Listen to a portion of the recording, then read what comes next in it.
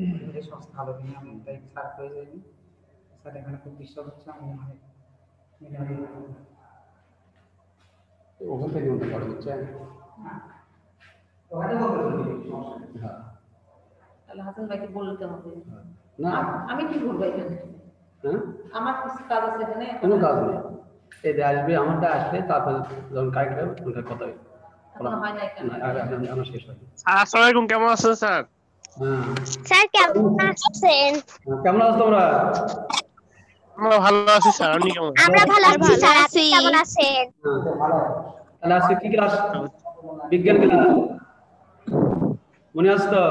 হ্যাঁ স্যার। তিনজন আছে আমি বুঝতে পারছি আমার মনে হয় চারজন এক দুই তিন স্যার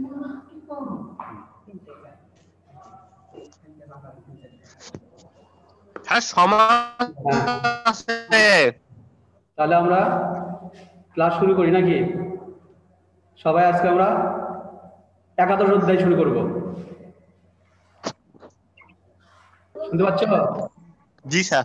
হ্যাঁ বাবা, তাহলে একাদশ অধ্যায় নাম হ্যাঁ স্যার। জি স্যার। বল ও ষড়যন্ত্র। তোমরা কি অ্যাসাইনমেন্ট শুরু করছো? গতদিন যে প্রশ্নগুলো দিলাম জি স্যার, প্রায় শেষ। আগামীকালটা শুরু করবা নাকি? হ্যাঁ স্যার। তারিখের মধ্যে জমা দেবা। তাহলে আমরা আজকে বিজ্ঞান শুরু করি।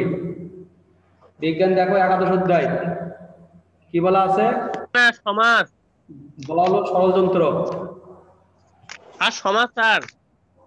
পাগলা, বিজ্ঞান আছে। বিজ্ঞান তো শেষ সপ্তাহ, আগের সপ্তাহ শেষ স্যার। সমাজ মানে আর আর নতুন রুটিন দিচ্ছে অ্যাসাইনমেন্টে। বিজ্ঞান আছে বোকা, বিজ্ঞান শুরু করো। বুঝেছ? এখন চলে আসি, বল কি জিনিস? প্রথম 3 দিন বিজ্ঞান, পরের 3 দিন এই যে তুমি বইয়ের পাতা উল্টাচ্ছ, এ সময় কিন্তু কিছু আমরা বল প্রয়োগ করছি, তাই না? ওই দেখো তুমি গালে হাত দিয়ে ঠেলে ধরে আছো, এখানেও কিছু আমরা বল প্রয়োগ করছি। অর্থাৎ প্রত্যেকটা কাজেই আমরা কিছু বল প্রয়োগ করে থাকি। যেরকম আমি কথা বলছি, এখানেও কিছু বল প্রয়োগ হচ্ছে নাকি? তাহলে আমরা দৈনন্দিন জীবনে হ্যাঁ স্যার। বলের সঙ্গে সম্পৃক্ত নাকি? দেখো তোমার বাড়িতে একটা ঠেলা গাড়ি ঠেলা হচ্ছে, বুঝছো? ঠেলা গাড়ি ঠেলতেও কিন্তু বল প্রয়োগ করতে হয়। আবার রিক্সাওয়ালা যখন রিক্সা চালায় তখন সেখানে কিন্তু বল প্রয়োগ করতে হয়। যারা ফুটবল খেলে বা ক্রিকেট খেলে, ফুটবলে কিন্তু বল প্রয়োগ করতে হয়, ক্রিকেট ব্যাটেও বল প্রয়োগ করতে হয়, তাই না? এভাবে আমরা হ্যাঁ স্যার। প্রতিটা কাজে প্রতি ক্ষেত্রে বল প্রয়োগ করে সে কাজটা সম্পন্ন করি।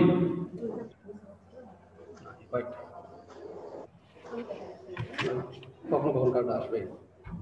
এবার আমরা আসি বস্তুর উপর বিভিন্ন প্রকার বল প্রয়োগ, তাই না? আমরা দৈনন্দিন জীবনে বিভিন্ন কাজ করে থাকি এবং বিভিন্ন বস্তুর উপর বল প্রয়োগ করে থাকি। এমনকি তোমরা দেখবা, তোমরা খাতায় যে কলম দিয়ে লেখো, সেই কলম দিয়ে যখন খোলা হয় তখনও কিন্তু একটা বল প্রয়োগ করতে হয়। এবং ওই কলম দিয়ে যখন খাতার উপর লেখা হয় তখনও কিন্তু বল প্রয়োগ করতে হয়। আবার অনেক সময় দেখবা রাবার দিয়ে যখন আমরা কোনো কিছু মিশাতে চাই তখন দেখবা ওই রাবারের উপরে কিন্তু আমরা বল প্রয়োগ করে থাকি নাকি? তাহলে আমরা দৈনন্দিন জীবনে বিভিন্ন প্রকার বল প্রয়োগ করে থাকি। এবার আমরা আসবো, একটু দেখো, তোমরা খাতা কলম রেডি করো, একটু লিখে দাও, বুঝছো? খাতা কলম রেডি করো। আমরা বলের কিছু বৈশিষ্ট্য বলবো। এক নাম্বার লিখে দাও, স্থির বস্তু গতিশীল এবং কোন গতিশীল বস্তু স্থির হয় বা হতে প্রথম থেকে বলেন। বল প্রয়োগে। একদম বলে।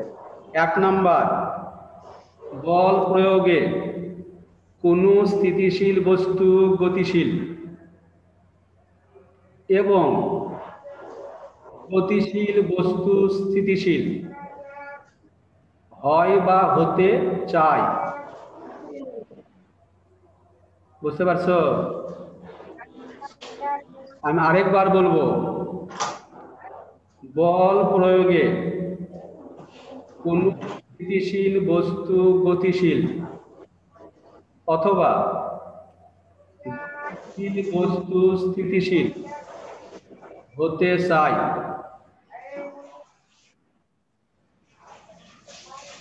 হয়েছে? আরেকবার বলেন একটু স্যার।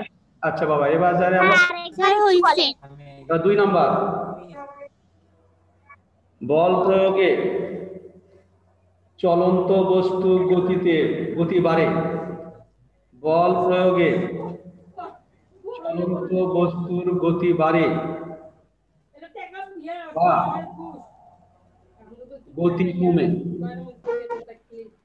বল প্রয়োগে চলন্ত বস্তুর গতি বাড়ে বা কমতে পারে। বুঝলে? আরেকবার বলবো,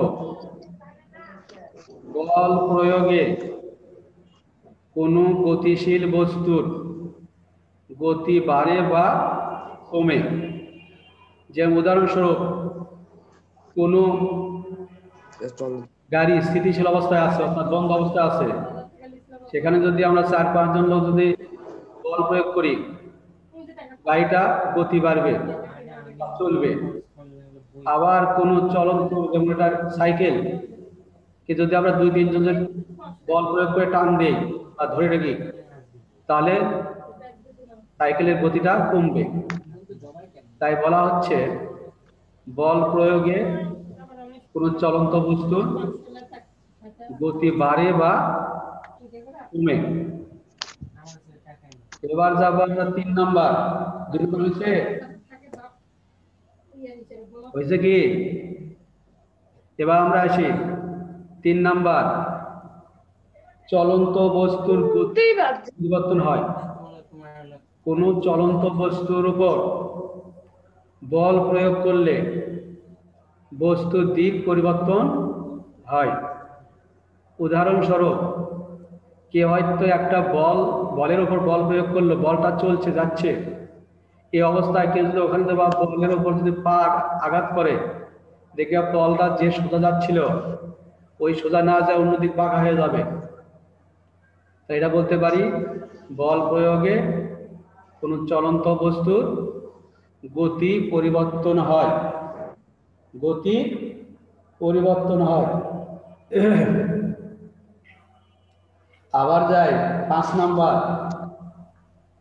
কোন বস্তুর উপর বল প্রয়োগ করলে বস্তুর আকার বা আকৃতির পরিবর্তন ঘটে। শুনতে পাচ্ছ? কোন বস্তুর উপর বল প্রয়োগ করলে বস্তুর গতি পরিবর্তন হয় বা দিক পরিবর্তন হয়। আর 5 নাম্বার হচ্ছে, কোন বস্তুর উপর বল প্রয়োগ করলে বস্তুর আকার বা আকৃতির পরিবর্তন হয়। বস্তুর আকার বা আকৃতি পরিবর্তন হয়। বলের বৈশিষ্ট্য, অর্থাৎ বল প্রয়োগ করলে পারে। এবার আমরা যাব, কোথায়? বল কাকে বলে?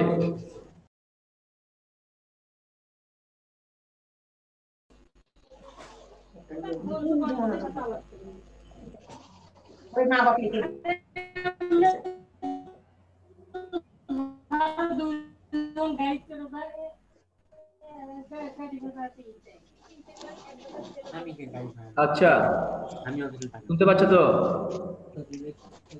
শোনা যাচ্ছে? জি স্যার শোনা যাচ্ছে। এবার তাহলে দেখো, বল কাকে বলে সেটা তোমরা লিখে নাও একটু, খাতা কলম রেডি। বল কাহাকে বলে? দেখো, যা কোনো বস্তুর উপর ক্রিয়া করে, যা কোনো বস্তুর উপর ক্রিয়া করে, কোনো বস্তু বস্তুর উপর উপর ক্রিয়া করে, যা কোনো বস্তুর উপর ক্রিয়া করে তাকে গতিশীল করে বা করতে চায়, এবং গতিশীল বস্তুর উপর ক্রিয়া করে, গতিশীল বস্তুর উপর ক্রিয়া করে গতি হ্রাস করে বা বৃদ্ধি করে, এবং আকার আকৃতি পরিবর্তন করতে চায় বা করে, তাকেই বল বলে। আচ্ছা স্যার। আবার বলি, যা কোনো স্থির বস্তুর উপর ক্রিয়া করে বস্তুর গতিশীল করে বা করতে চায়, অথবা গতিশীল বস্তুর উপর আমি এটা খুলতেই পারছি না। গতি হ্রাস করে এবং আকার বা আকৃতি পরিবর্তন করে, আকার বা আকৃতির পরিবর্তন করে, ক্রিয়া করে তারপর তাকেই বল বলে। তাহলে আমি আর একবার বল বলে। বাবা মনোযোগী হও। কোন স্থিতিশীল বস্তুর উপর বল ক্রিয়া, যা ক্রিয়া করে, যা কোনো স্থিতিশীল বস্তুর উপর ক্রিয়া করে গতিশীল করে বা করতে চায়, বা আকার ও আকৃতির পরিবর্তন করে, তাকে বল বলে। হয়েছে? লেখা শেষ? জি স্যার। হ্যাঁ বাবা, তাহলে আমরা এখন কি জানলাম? জি স্যার। বলের বৈশিষ্ট্য জানলাম এবং বলের সংজ্ঞাটা জানলাম, বল কাহাকে বলে। এবার আমরা প্রয়োগ। এখন আমরা এই বলটা কোথায় ব্যবহার করব? না স্যার। তবে দেখো, তোমাদের বইতে সরল যন্ত্র নামে একটা কথা আছে, সরল যন্ত্র। জি স্যার। আচ্ছা, আমরা অনেক সময় অনেক ভারী কাজ বা বড় কাজ জি স্যার। অল্প পরিশ্রমে বা অল্প বল প্রয়োগ করেই সেটাকে বুঝছি স্যার। যেটা অনেক সময় দেখবা, অর্থাৎ বড় একটা কাঠের গুঁড়ি, এটাকে আমরা একটা বাঁশ অথবা লোহার কোনো দ্বন্দ্ব দ্বারা নিচে প্রবেশ করে অল্প বল প্রয়োগ করে ওটাকে আমরা স্থানচ্যুত করতে পারি, তাই না? অর্থাৎ এই যে আমরা বড় বা ভারী কাজটা অল্প বল প্রয়োগ করে সহজে করতে পারি, এই সকল যন্ত্র থেকে বলা হচ্ছে সরল যন্ত্র। তোমাদের বইয়ে দেখবা একটা দেওয়া আছে, দেখবা একটা পাথরের গুটির উপর একটা লোহার রড দ্বারা হালকা করে ঠেস দিয়ে বড় আকারের একটা কাঠের গুঁড়িকে আমরা সরাতে পারি। বোঝা গেল? এখন সরল যন্ত্র বলতে কি বোঝে? অর্থাৎ যে সকল যন্ত্র ব্যবহার করে অল্প বল প্রয়োগ করে ভারী বা বড় কাজ আমরা করতে পারি, এই যন্ত্রটাকে বলা হচ্ছে সরল যন্ত্র। এই যন্ত্রকে বলা হচ্ছে কি? সরল যন্ত্র। আবার বলবেন সরল যন্ত্র কাকে? আচ্ছা বলবো, আমি আবার বলবো। অর্থাৎ যে যন্ত্র ব্যবহার করে অল্প বল প্রয়োগ করে বড় আকারের বা ভারী কাজ করা যায় তাকেই সরল যন্ত্র বলা হয়। তাকেই সরল যন্ত্র বলা হয়। বুঝতে পারছো?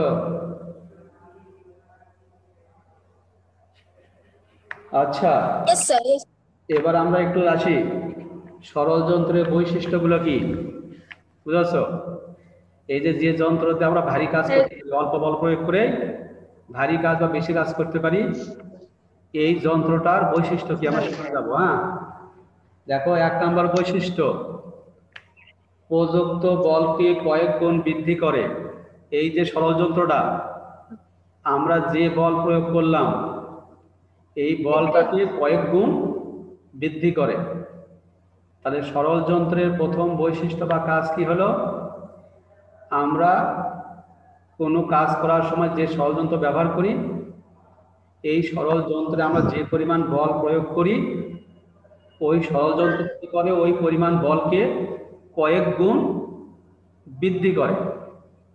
কয়েক গুণ বৃদ্ধি করে অর্থাৎ আমি ওখানে যে বলে কাজ করছি, ওখানে কাজটা তার চেয়ে অনেক বল বেশি বলে কাজটা হয়।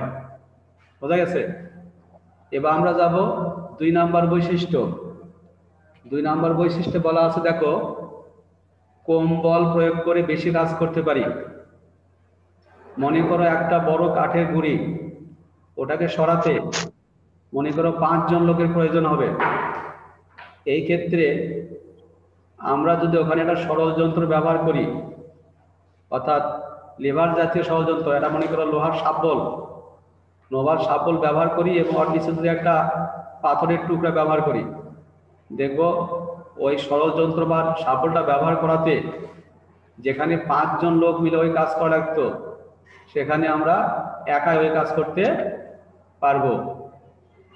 তাহলে বলতে পারি আমরা কম বল প্রয়োগ করে আমরা বেশি কাজ করতে পারি।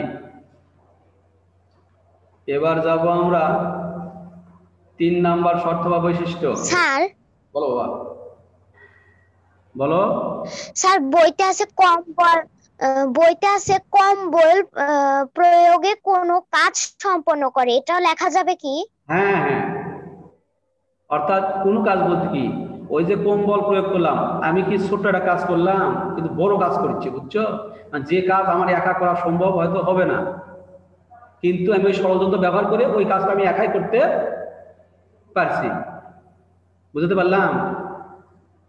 হ্যাঁ স্যার। যে কাজ তুমি একা একাই সহজে করতে পারবা, সেখানে কি আমার সরল যন্ত্র ব্যবহার করার প্রয়োজন আছে? প্রয়োজন নেই।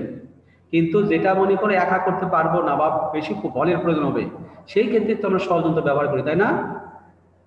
এই ক্ষেত্রে কি হলো, কম বল প্রয়োগ করলাম, বেশি লোক প্রয়োজন ছিল, সেখানে আমরা একা একাই কাজটা করতে পারলাম। বুঝছো? এবার 3য় শর্তে যাই। 3য় শর্তে কি আছে বলতে পারো? বলো তো একটু শুনি।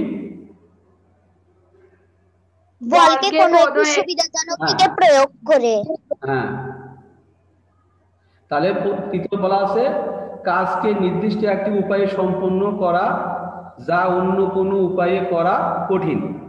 এখন দেখো, আমরা এই সরল যন্ত্র ব্যবহার করে একটা কাজ যত সহজে করতে পারবো, এটাকে যদি আমরা অন্য কোনো উপায়ে যদি করতে চাই, বুঝাছো, সেটা তো খুব কঠিন হবে।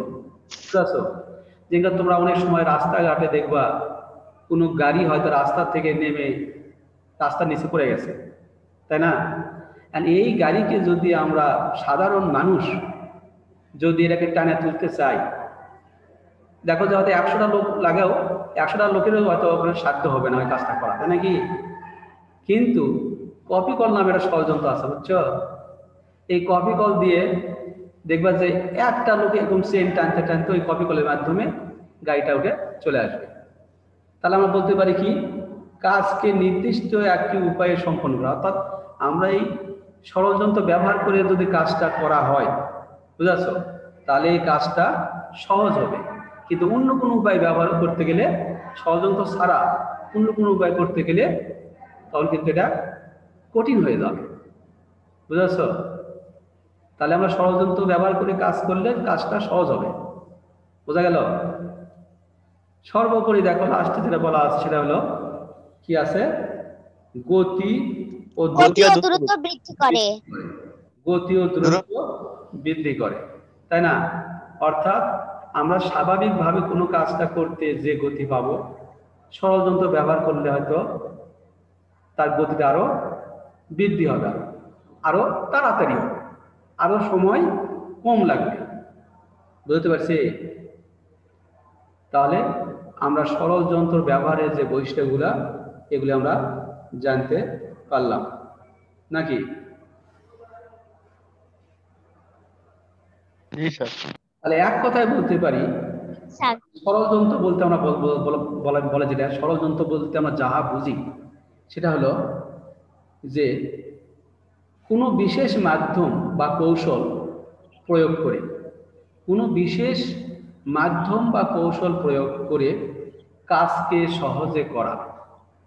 তাহলে সরল যন্ত্র বলতে আমরা কি বুঝবো? কোনো বিশেষ কৌশল বা মাধ্যম প্রয়োগ করে কাজকে সহজ করা, এটাই হচ্ছে সরল যন্ত্র, তাই না? তাহলে যে বিশেষ কৌশল অথবা যে মাধ্যমটা ব্যবহার করলাম কাজটা সহজ করতে, এই মাধ্যম বা কৌশলটাকে বলা হচ্ছে সরল যন্ত্র। কারো কি বুঝতে অসুবিধা হলো? না স্যার। বাবা কারো? না স্যার। হ্যাঁ, বুঝতে পারছো তো না? হ্যাঁ, তাহলে আমরা এখন আসি সরল যন্ত্রের একটা উদাহরণ। দেখো, সরল যন্ত্রের একটা উদাহরণ হলো এখানে যে বলতে পারি লিভার। বুঝাছো? লিভার একটা সরল যন্ত্র, যেমন অনেক আদিকালে মানে আগেকার দিনে একটা লিভারের ব্যবহার ছিল খুব। বুঝাছো? যেমন ঢেঁকি নামে একটা যন্ত্র ছিল আগে, কাঠের তৈরি। বুঝাছো? মানে আগেকার দিনে এই যে ধান থেকে সে চাল বের করা, বুঝাছো? ধান থেকে চাল বের করার জন্য একটা সরল যন্ত্র ছিল, তার নাম ছিল ঢেঁকি। বুঝাছো? জিনিসটা হলো কাঠের তৈরি। এখন অবশ্য ঢেঁকির ব্যবহার নাই, এখন আমরা বিদ্যুৎ চালিত যন্ত্র ব্যবহার করে ধান থেকে চাল বের করি। বুঝাছো? তাহলে আরেকটা জিনিস তোমার দেখছো মনে হয়, সুপারি কাটা হয় কি দিয়ে? পান। হ্যাঁ স্যার দেখছি। দেখছো না? ওটা ওটা মনে কর লেবারের কাজ করে। অর্থাৎ দেখবা ওই ওকে বলি আমরা কি, সুপারি কাটার নাম শর্তা। সুপারি কাটার নাম হলো শর্তা। হ্যাঁ, জাতি তো সেটা যে ইয়া করা মানে ইয়ে ভাঙা, ওটা লেবারের কাজ করে, রাইট? তাহলে এই কাজে দেখো, একটা সুপারি যদি তুমি দাঁত দিয়ে বা হাত দিয়ে ভাঙতে চাও, সহজে কি পারবা? সম্ভব না। দাঁত ভাঙে না, যখন দাঁত ভেঙে পড়ে যাবে। ওই হ্যাঁ ঝরে যাবে, তোর বুড়া হয়ে যাবে তুমি, তাই না? দাঁত পুরো বুড়া হবা। হ্যাঁ, তাহলে যখন আমরা ওই শর্তাটা ব্যবহার করি, অর্থাৎ ওই লিভারটা ব্যবহার করি, তখন কিন্তু অতি সহজেই আমরা ওই সুপারিটা কাটতে পারি, তাই না? এরকম আরো কিছু আছে, যেরকম তোমরা দেখবা ওই যে বড় বড় দোকানে তেল বা তল বা তারার জন্য ব্যবহার করা হয় ড্রাম, দেখছো কি? হ্যাঁ স্যার দেখছি। হ্যাঁ, এই ড্রামগুলো তোমার ট্রাকে তুলতে বা নামাতে ওখানে কিছু কাঠ বা বাঁশের কিছু লিভার ব্যবহার করা হয়। বুঝাছো? যে ড্রামটা মনে করো 5 জন মিলেও তুমি তুলতে পারবো না, সেই ড্রামটা একজনেই ওই কাঠ বা বাঁশের লিভার ব্যবহার করে সহজেই ট্রাকে তুলতে পারে এবং নামাতে পারে। বুঝেছ? তাহলে আমরা এই লিভার একটা কি বলে সরল যন্ত্র। তাহলে এই লিভার নামক সরল যন্ত্র ব্যবহার করে আমরা বিভিন্ন কঠিন এবং ভারী কাজকে সহজ কৌশলে করতে পারি নাকি? তাহলে আজকে আমরা যা বললাম, প্রথমত বললাম কি বল কাকে বলে, তারপরে 5টা বলের বৈশিষ্ট্য বললাম, পরবর্তীতে কি বললাম? সরল যন্ত্র কাকে বলে, লিভার। সরল যন্ত্রের 5টি বৈশিষ্ট্য বললাম, সর্বোপরি সর্বশেষে যেটা বললাম সেটা হলো লিভার। হ্যাঁ, এখন কথা হলো যে তোমরা যে অ্যাসাইনমেন্টটা দেওয়া আছে, প্রথম অ্যাসাইনমেন্ট, ওটা সুন্দর করে তৈরি করে সময় মতো স্কুলে জমা দিবা। হ্যাঁ, আর পরবর্তী অ্যাসাইনমেন্টের পর আমি ইনশাল্লাহ চলে যাব। তাহলে আজকে এটুকুই শেষ। আগামী দিতে হবে বাবা আর বিজ্ঞান আমাদের অ্যাসাইনমেন্ট জমা দেওয়ার তারিখ তো 17 তারিখ আছে। হ্যাঁ বাবা, হ্যাঁ ওটা লাস্ট ডেট, ওটা লাস্ট তারিখ, ওই দিনে পরে দেওয়া যাবে না, ওরা আগে দিবা। হ্যাঁ, যার যখন হয়ে যাবে আগে জমা দিবা। ওই যে 27 তারিখে 17 তারিখে জমা দিতে হবে এমন কোনো কথা নেই, ওটা হলো লাস্ট ডেট। বোঝা গেল? তার আগে স্যার আমি বলো। স্যার 17 তারিখ জমা দিলেও কি কোনো সমস্যা আছে? না, সমস্যা নাই, ওটা তো সেই বলাই আছে, বুঝছো? সমস্যা হবে না। তাহলে যে নিয়ম বলছিলাম অ্যাসাইনমেন্টে, ওই নিয়ম অনুপাতে সুন্দর করে লিখবা। হ্যাঁ, লেখা জমা দিবা। আচ্ছা স্যার। এখন কথা হলো বাসা থেকে কম বাড়াবা, সামাজিক দূরত্ব বজায় রাখবা, নিজেকে নিরাপদ রাখবা। বুঝাছো? সবাই ভালো থেকো, আবার দেখা হবে আগামী ক্লাসে। আসসালামু আলাইকুম। আসসালামু আলাইকুম স্যার। স্যার